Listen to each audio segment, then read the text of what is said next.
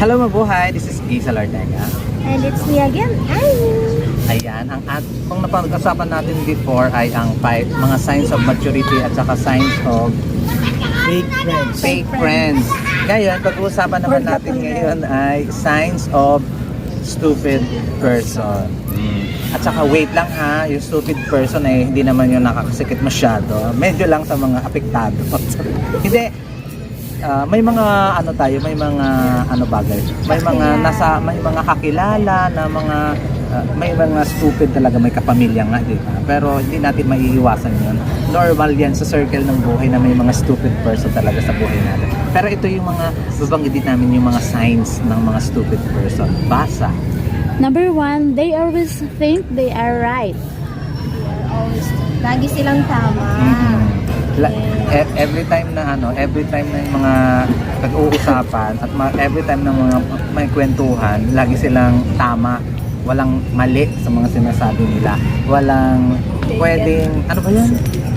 Wala hindi mo sila pwede saway eh. Kasi tama nga sila lagi, di ba? Pag sinabihan mong ganito, ganyan, hindi naman sila makikinig kasi tama sila. So never sila naging wrong. Kaya, hindi naman sila masamang tao. Stupid person lang muna yung tawag sa kanila. Kasi nga, every time na, syempre, pag yung kausap mo at saka yung lagi mong nakakasalamuha ay lagi na lang tama, matutuwa ka pa. Tsaka okay lang naman. Ano na naman ito? Napag-uusapan. Yes.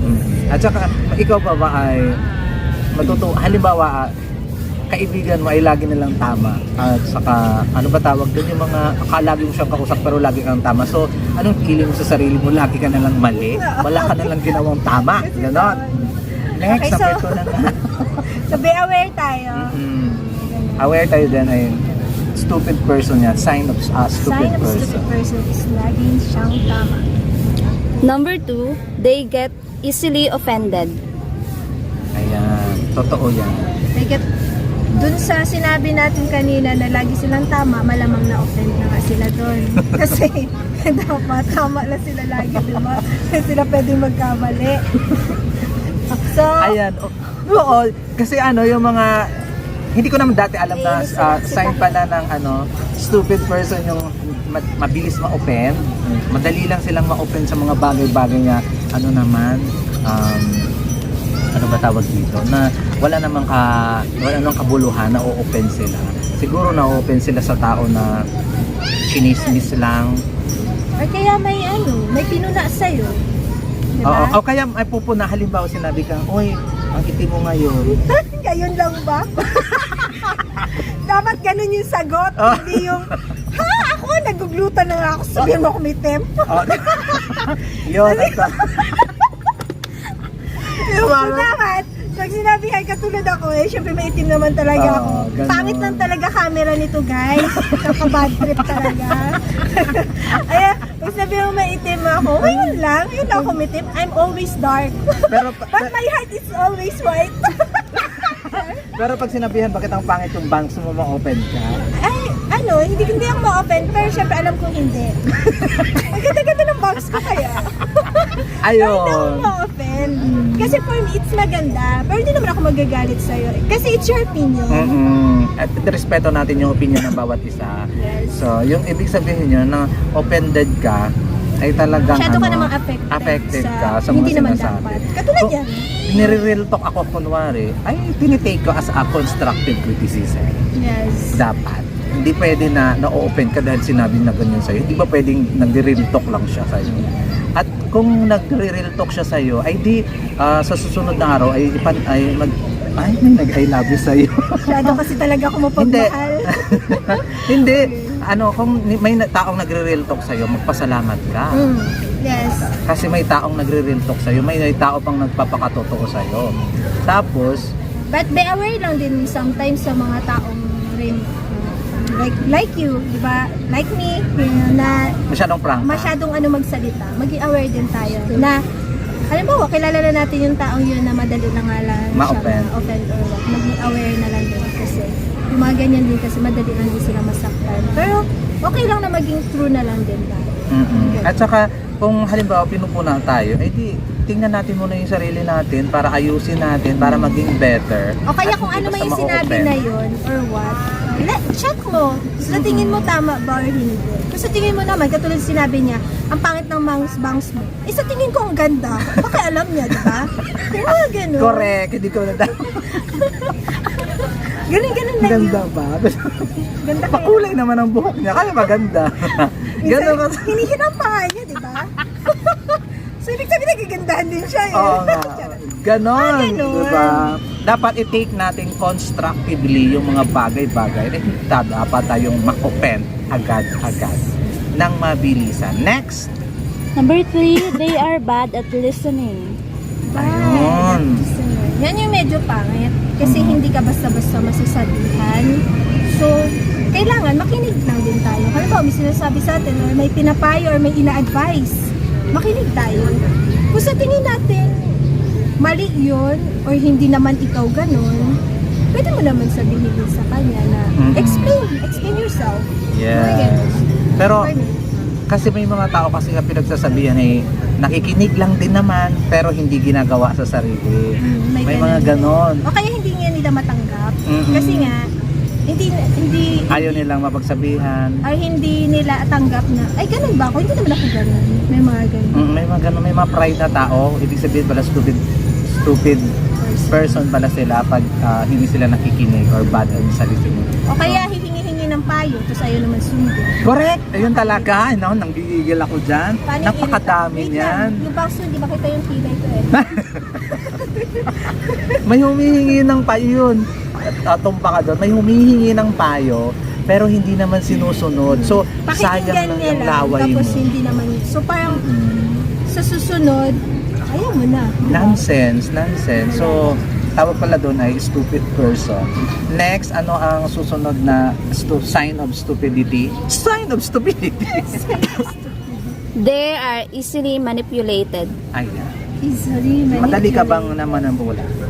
manipulated kasi parang ano eh. Halimbawa, sinabihan kita. Uy, ano ba? Paano ba? Ano yung mga chismis? Oo, yung mga ganun na sinabi ni ganito, ganyan, etc. Oo. So, di ba parang paninipula yun? Maninipula yun ng tao na paniwala ka sa akin, ganon. Etong nangyari, ganyan. Tapos ikaw magpapaniwala ka lang naman. Na hindi mo muna kinumpronta yung tao. Alamin din, yung side. May minsang side by side ako niyang ganyan. Lalong-lalo na kung yung nagkwento sa akin ay super trusted ko. Minsan, di maiwasan yung mga Pero syempre, kahit na super trusted mo yung tao na nagkwento sa'yo, hindi ka basta-basta manipulan. Dapat isipin mo rin yung ng maraming beses kung kailangan bang kunin ko muna yung side ng isang tao or maniniwala lang ako dito sa taong trusted ko or mahal ko.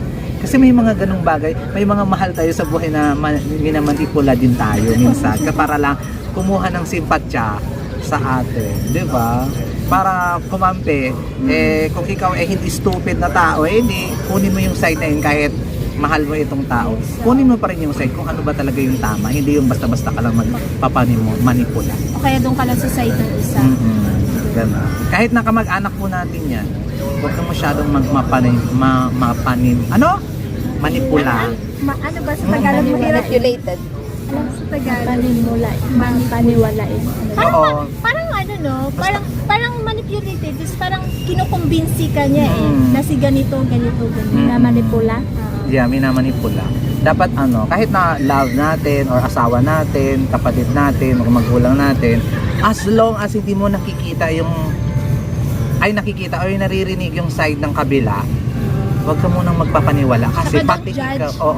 pati ikaw din magmamali din ng desisyon at saka sasabihin pag basta-basta ka lang kumampi doon. Dapat alamin nyo muna yung mga bagay-bagay. Maging open-minded po tayo. Ha? Yes. Ganon. Dapat. Ano na yung panglima? Number 5, they are quick to anger and slow to forgive. Ayan. Madali ka bang magalit? Mainis. Pero Pero yung magalit. Hindi ako siguro, yung galit kasi matagal mawala di ba? Mostly, siguro ako inis lang. Kasi minsan, isang sorry lang, kahit nga hindi nag-sorry Wala na lang din sa akin pag lumipas na. Ako kasi madali akong mainis or magalit, pero madali rin akong mag-forgive. Hindi ako kinabukasan pa. Pag narinig ko yon, siguro yung gaya sa amin mga kakapatid, ay ang ano ko talaga, ang bad temper ko, ang high temper, to be honest. Ano talagang sumasabog ako pag mag-uusap. Pero once na nagpaliwanag yan sila, wala na yun sa akin. As in hindi ako nagtatanim ng sama ng loob sa kanila. Kahit ako din, hindi naman okay lang madali mainis. Natural lang naman minsan. Lalo Kasi na, tao tayo, tsaka yun sa mga mood ba, na medyo wala tayo sa, may kanya-kanya wala tayo. tayo sa timpla ba, yung mga ganun. Pero, May- pero yung matagal magpatawad, Parang parang ang ano naman, kasi masaya masaya yung buhay na wala Walang- kang kagalit or what. Love lang. Ganun. kasi Masarap kayo magmahal. Ganun. paano kayo natatagalan mo? Paano kayo natatagalan ng iba na nagagalit sila halimbawa sa magulang? Ay nako, may kilala akong anak na laging galit sa magulang, laging galit sa kaibigan. Paano kayo nila natatagalan yung kinabukasan hindi nila nare-resolve? Parang ang sakit-sakit sa dibdib na natutulog ka na may mga galit ka, na may mga uot, hinanakit ka sa dibdib mo na matulog ka. Ang sakit kayo yun sa dibdib. Hindi ko alam kasi hindi ako ganun. Kasi ako halimbawa, yan, iyak mo lang, nabukasan okay ka. Ganun, pag may galit, kung may galit na na. Kasi parang ang pangit nga, ang pangit na meron kang mga ganung kagalit or what. Kahit nga minsan, ano ba to? Ano ba to? Ano nga yung ano sign? They are quick to anger and slow to forgive. Slow to forgive. Ha? Hindi ako slow. Matagal sila magpatawad. Okay. Oo, ay naman nung matagal Depende siguro no kung gaano kalala. Pero may Depende kilala, kung ano yung binigay na galit at inis sa'yo. pero may kilala ako sarili ko.